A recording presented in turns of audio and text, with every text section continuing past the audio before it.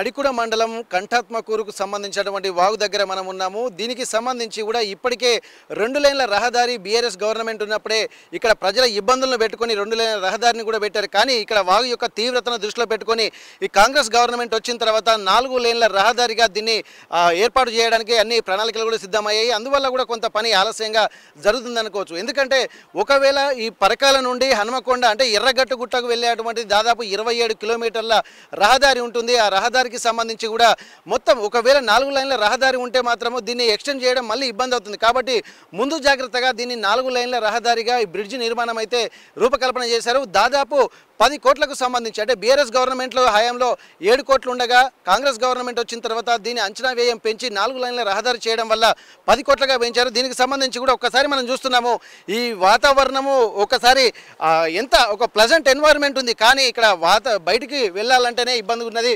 ఇక్కడ ఈ కంఠాత్మకూరు వాగు నుండి వచ్చేటువంటి 2 రకాలు అంటే వర్షపు నీరు, వరద నీరు, అలాగే ఈ టౌన్లో పరకాల టౌన్లో అలాగే మిగిలిన ప్రాంతాల్లో ఉన్నటువంటి అంటే టౌన్ వాటర్ కూడా ఈ కాలువ నుండే వస్తుంది. కాబట్టి ఎప్పటికీ ఇది ఒక ఫ్లోటింగ్ ఉంటుంది.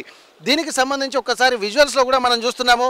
ఇక్కడ ఈ తాత్కాలికమైనటువంటి డైవర్షన్ రోడ్డు ఇక్కడ ఉంటుంది. ఈ డైవర్షన్ రోడ్డు నీళ్లు వెళ్ళడానికి ఈ పైపులు వేశారు. ఈ పైపులు వేసిన తర్వాత ఇప్పుడు మనం చూస్తున్నటువంటి పైపులు కూడా దాదాపు కొట్టుకొచ్చినటువంటి విధంగానే చూడవచ్చు. ఎందుకంటే ఇప్పటి వరకు ఆ ఫ్లోటింగ్ మాత్రం కంటిన్యూగా కొనసాగుతూనే ఉంది.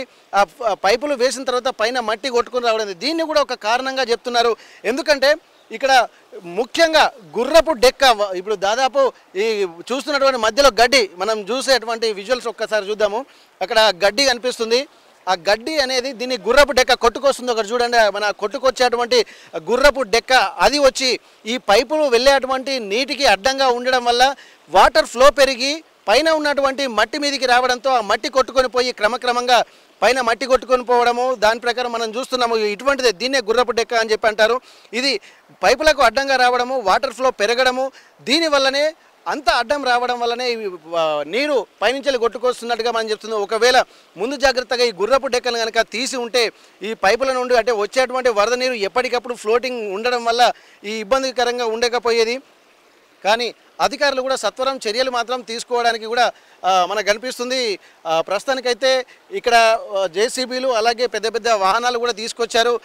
దీన్ని వీలైనంత తొందరగా ఒకవేళ వాటరు వెళ్ళడం కోసము తాత్కాలికంగా ఇక్కడ మట్టిని కూడా కూడిపేసి పైపులను సెట్ చేసి అంటే చుట్టుపక్కల గ్రామాల వాళ్ళు వ్యవసాయం చేసుకునేటువంటి వాళ్ళు, చేతి వృత్తి పనులు చేసుకునేటువంటి వాళ్ళు, ముఖ్యంగా వ్యవసాయదారులు అలాగే రాకపోకలు సంభవించేటువంటి వాళ్ళకు కూడా ఇబ్బందులు కలిగేటువంటి అవకాశం ఉంది. ఎందుకంటే 2 రోజులు వ్యవసాయం కరెక్ట్ ఖరీఫ్ సీజన్ ఇది.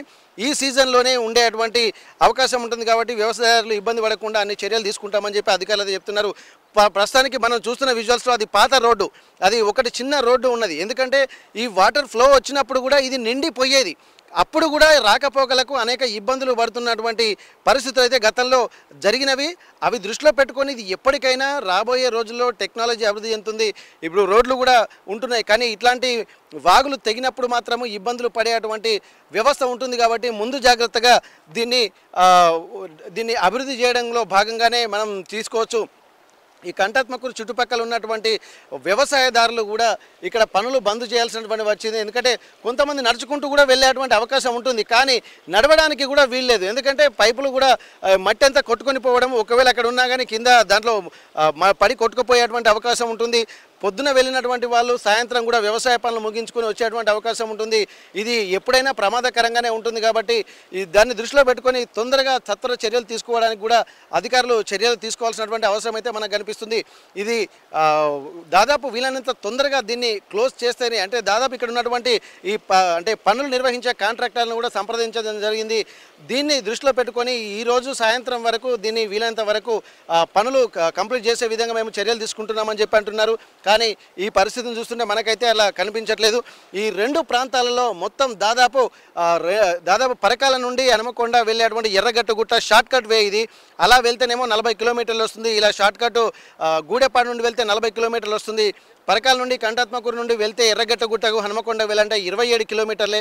కాబట్టి ఇక్కడ ఈ దృష్టిలో పెట్టుకొని చాలామంది ఇక్కడి నుండే వెళ్ళి వస్తూ ఉంటారు, రాకపోకలు సాగిస్తూ ఉంటారు. కాబట్టి వీలైనంత తొందరగా ఇప్పుడు ప్రస్తుతానికైతే మొత్తం రాకపోకలు మొత్తం బంద్ అయిపోయినాయి. అటు ఉన్నటువంటి వాళ్ళు ఇటు రావడానికి లేదు, ఇటు ఉన్నటువంటి వాళ్ళు అటు రావడం లేదు.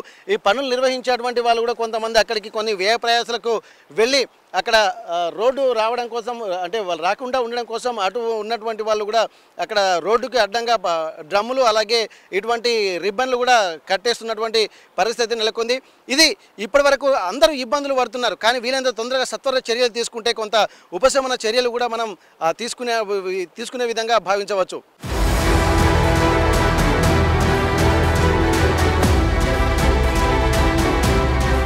ప్రస్తుతం ఈ రోడ్డు నుండి హనుమకొండకు వెళ్ళేటువంటి వాహనాలు, హనుమకొండ నుంచి పరకలకు వచ్చేటువంటి వాహనాలు కూడా ఎక్కడికక్కడ నిలిచిపోతున్నాయి. ఎందుకంటే ఇక్కడ దారిలో ఉన్నటువంటి వాహనదారులు కూడా చాలా ఇబ్బంది పడుతున్నారు. ఇటు దూరం నుండి అంటే పరకాల అలాగే గూడెప్పాడు నుండి హనుమకొండకు వెళ్ళే బదులు ఇది కొద్దిగా షార్ట్కట్గా మనం చెప్పుకోవచ్చు. ప్రయాణికులు మాత్రం చాలా ఇబ్బందులు పడుతున్నటువంటి పరిస్థితి నెలకొంది. ప్రస్తుతానికి ప్రయాణికులు ఇక్కడ దాకా వచ్చి మళ్ళీ వెళ్తున్నారు.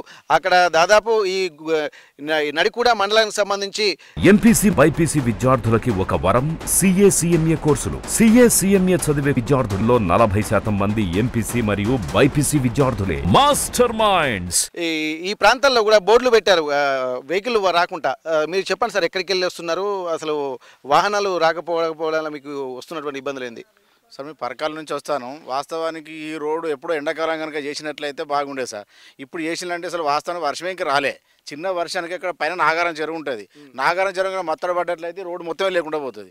పోయిన తర్వాత ఈ చేసే కాంట్రాక్టర్ ప్రభావం లేకుండా గవర్నమెంట్ ప్రభావం ఏదో తెలియదు. కానీ ఇప్పుడు మేము తిరిగిపోవాలంటే ఇప్పుడు ఇంత దూరం వచ్చినాం సార్. మళ్ళీ తిరగాలంటే నడికూడ నుంచి దాదాపు 8-10 కిలోమీటర్ల దూరం అదొకటి అవుతుంది.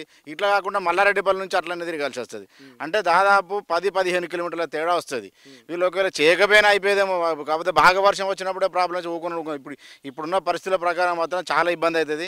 దయచేసి దాన్ని ఏదైనా చేసే ప్రయత్నం మాత్రం చేయాలి సార్. అది చేయకపోతే మాత్రం ఇప్పుడు రైతులు ఇక్కడ కంటతకూరు ఉంటుంది, గుంపర్తి ఉంటుంది. ఈ రైతులు ఎప్పటికీ పోయి రావాల్సి వస్తుంది. చాలా పనులు ఉంటాయి ఇక్కడ. ఫర్టిలైజర్ కావచ్చు, లేకుంటే కూలీలు కావచ్చు, ట్రాక్టర్లు కావచ్చు. ఇవన్నిటి వల్ల చాలా ప్రాబ్లం అవుతుంది. కాబట్టి తొందర చేయాలి. ఓకే, ఇప్పటికైతే చూస్తున్న రైతులు కూడా దాదాపు వాళ్ళు వెళ్ళేటువంటి పరిస్థితులు లేదు. ఎందుకంటే అవతల వైపు ఇప్పుడు కంటాత్మకూరు నుండి పక్కకు వెళ్ళేటువంటి రైతులు కూడా మనం చూస్తున్నాము. వాళ్ళు ఎక్కడి నుంచి వస్తున్నారు, వాళ్ళు వెళ్ళి రావడానికి అనుకూలంగా ఉందా లేదా చూద్దాము. ఎందుకంటే చిన్నపాటి వర్షానికి అంటే వర్షాకాలంలో కావాల్సినంత వర్షపాతం నమోదు కాలేదు. అయినప్పటికీ కూడా పైనుండి వస్తున్నటువంటి చెరువులో నీళ్ళ ఇక్కడికి రావడంతో చిన్నపాటి వర్షానికే ఇక్కడ రాకపోకలు తెగిపోయింది. ఒకవేళ భారీ వర్షం వస్తే ఇంకెటువంటి పరిస్థితులు నెలకొని ఒకసారి మనం వీరిని అడుకుందాము. మీ పేరేంటన్నా? కేశవ్. ఎక్కడికి వెళ్ళి వస్తున్నారు? ఈ పొలం మన కాలువ వరే దీని అవతలకి వెళ్ళి అంటే ఈ వాగా అవతలకి వెళ్ళి వస్తున్నారా? ఇప్పుడు ఇబ్బందులు ఉన్నాయి, ఎట్లా ఉన్నాయి మీకు? ఇప్పుడు ఎక్కడ దాటొస్తాయి సార్. ఇక ఇప్పుడు ఎప్పటికి ఇట్లా పడి దాటి మేము అటు పొలాల కాడిపోయేది అన్నట్టు. ఇప్పుడు పొలాల కాడిపోయే పని కూడా లేదు. ఇక ఎట్లా వస్తుంది? వర్షాకాలంలోనే పంటలు ఎక్కువ పండుతూ ఉంటుంది. ఖరీఫ్ సీజన్ కాబట్టి రెగ్యులర్గా మీకు నిత్య కృత్యం ఇవే ఉంటాయి. అయితే అప్పుడు మనకు కొంచెం ఒక 5-6 రోజులు బంద్ అయ్యాయి సారు. ఇప్పుడు మొత్తం బంద్ అయ్యి ఇప్పుడు వెనుకటి రోజులు వచ్చింది. ఇప్పుడు మళ్ళీ ఓకే, ఇక్కడ పశువులు ఉన్నాయి మీకు? ఎట్లున్నాయి పశువులను ఎట్లా తీసుకెళ్తారు మరి? అక్కడే కట్టేస్తున్నారు. ఇప్పుడు ఎట్లా ఈయనగానే కొరాడు వేసుకొని పోవాలి. ఇప్పుడే కొరాలు వేసుకొని పోయే గొర్రె కొట్టుకోవాలి. ట్రాక్టర్లు కొడితే గొర్రె కొట్టుకోవాలి కదా సారు. అట్లా అయితే రైతులు మాత్రం చాలా ఇబ్బందులు పడుతున్నారు. ఇక్కడ గౌడ్ సాబ్ ఉన్నాడు. ఈయన తాళ్ళు ఎక్కడ ఉన్నాయి సార్? మీరు ఎక్కడికి వెళ్ళాల్సి వస్తుంది? మేము దాటిపోవాలి. ఇది దాటే పోవాలండి. మీరు కంటాత్మకూరు గ్రామమే కదా? Okay okay. ఇప్పుడు రోజు ఇట్లాంటి పరిస్థితులు మరి ఎన్ని రోజులు ఉండే ఇబ్బందులు ఉంటాయి ఇవి? ఎందుకంటే ఈ చిన్నపాటి వర్షానికే ఈ వాగు తెగి వెళ్ళిపోతున్నది. మామూలుగా వెహికల్ పోవడానికి ఒక మట్టి రోడ్డు వేశారు, అది కూడా పోయింది. మరి ఇది తొందర చేస్తారనుకుంటున్నారా? ఏమో సార్, మా చెప్పలేము. అది టైం కాదు అయిపోయింది. కానీ వర్షాకాలం కాపాడుక పని నడలేకపోతుంది. దాని గురించి వస్తే ఏం కాంప్రమైజ్ తీసుకోవాలి కదా. ఓకే, ఇప్పుడు గ్రామస్తులు ఇక్కడ మీ కంటాత్మకులకు సంబంధించినటువంటి వ్యవసాయ భూములన్నీ అటు కూడా ఉన్నాయా? అటు కూడా ఉన్నాయి.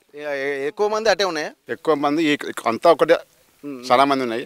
రైతులు అందరూ ఉన్నారు. అందరూ అటు పంటలు ఉన్నాయి, ఇటు పంటలు అందరూ పండించే. కాదంటే ఇప్పుడు వేసేవారి కింద మధ్యలో వర్షానికి గండిపడి తెగిపోయింది. అందరే ప్రాబ్లం ఉన్నది. వెహికల్ అన్నిటికీ ఆర్టీసీకి అంతా మన వెహికల్కి సుతా ప్రాబ్లం ఉంటుంది. Okay okay.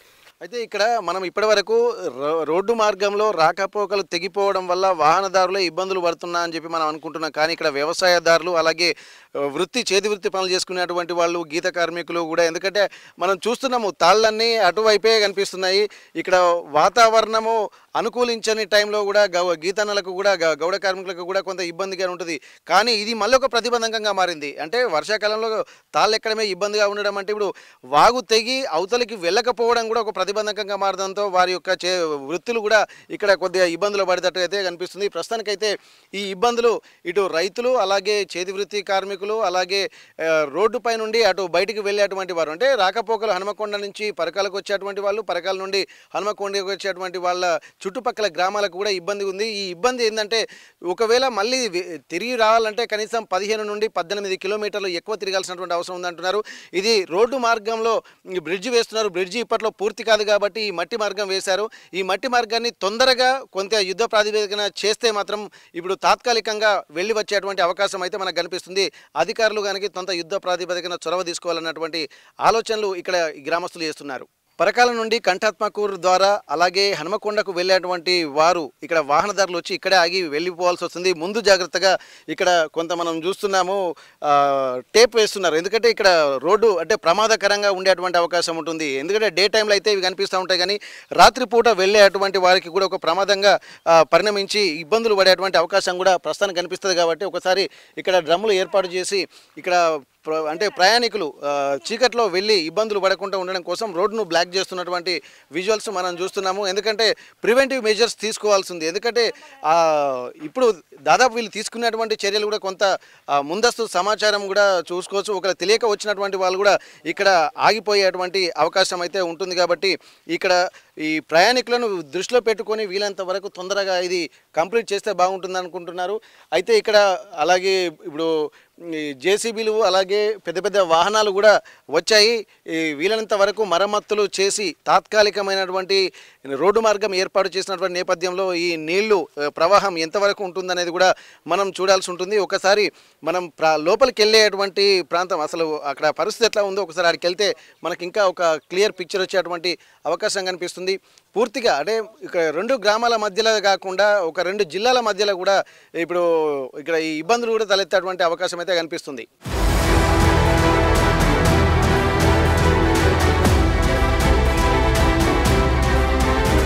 ప్రస్తుతం కంఠాత్మకూరు వాగు తెగిన ప్రాంతంలో మనం ఉన్నాము. ఈ ప్రాంతంలోనే దాదాపు వాటర్ ఎక్కువ ఫ్లో రావడంతో ఇక్కడ మొత్తం వాగు తెగిపోయింది. ఒక్కసారి మనం ఈ పరిసర ప్రాంతాలని పరిశీలిద్దాము. పైనుండి ఆ వాగు చూస్తున్నాం. ఆ వాగు నుండి వచ్చేటువంటి ఫ్లోటింగ్ అది ఇప్పుడు కాదు, చాలా ఏళ్ల నుండి వస్తుంది. అక్కడ ముందు ఒక కరకట్టలాగా ఏర్పాటు చేశారు. అక్కడి నుండి వచ్చేటువంటి వాటర్ ఫ్లో ఉండడం వల్ల ఇక్కడ రోడ్డు మాత్రం ఇక్కడ ఉంటుంది. ఈ రోడ్డు మార్గం నుండి హనుమకొండకు వెళ్ళేటువంటి వాళ్ళు, అలాగే పరకాల నుండి హనుమకొండకు వచ్చేటువంటి వాళ్ళు ఇదే రోడ్డు మార్గం ద్వారా వెళ్తారు. ఇది షార్ట్ కట్గా మనం చెప్పుకోవచ్చు. హనుమకొండకి ఇక్కడ ప్లస్ పరకాలకి, అంటే ఇది హనుమకొండ జిల్లా నడికుడ మండలము కంఠాత్మకూరు వాగుగా ఇది ఎప్పటి నుంచో దీనికి సంబంధించి మరమ్మతులు అప్పుడప్పుడు తాత్కాలికంగా ఉండేవి. ఇవి చాలాసార్లు ఇక్కడ తెగిపోవడం వల్ల ఇబ్బందులు కూడా జరిగాయి.